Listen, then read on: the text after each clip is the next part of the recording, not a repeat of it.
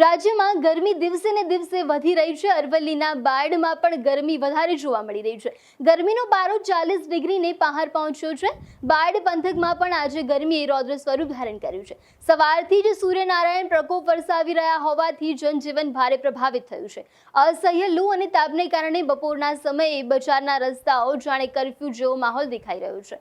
ગરમીના કારણે સ્થાનિક લોકો ત્રાહિમામ પુકારી ઉઠ્યા છે। પશુ પંખીઓ પણ છાયા શોધી રહ્યા છે। ત્યારે એઆરવી ન્યૂઝ દ્વારા ખાસ અપીલ કરવામાં આવી છે કે કામ વગર ઘરની બહાર નીકળવાનું ટાળો, તેમજ બહાર જવાનું ફરજિયાત હોય તો જ જવું જોઈએ અને માથું ઢાંકીને નીકળવું જોઈએ। શરીરમાં પાણીની ઘટ ના થાય તે માટે પુષ્કળ પાણી, લીંબુ શરબત અથવા તો છાશ જેવા ઠંડા પીણાનું સેવન કરવું જોઈએ।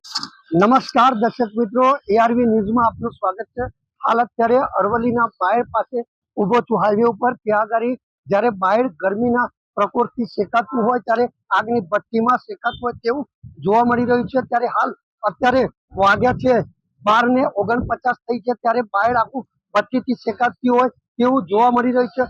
એક તરફ જ્યારે જે હાઈવે છે તે હાઈવે પણ હાલ સુમસામ જોવા મળી રહ્યું છે, ત્યારે બીજી તરફ જે ગરમીનો પ્રકોપ છે એ પણ વધી રહ્યો છે। ત્યારે એઆરવી ન્યૂઝ આપને અપીલ કરી રહી છે કે જો આપ ઘરેથી જો કામ ના હોય તો નીકળવું નહીં, કેમ કે અત્યારે જે ગરમી છે તેમ વધી રહી છે। બીજી તરફ જો તમારે અગત્યનું કામ હોય તો જ ઘરેથી બહાર નીકળવું, તે પણ સાવચેતીના પગલા રાખવા।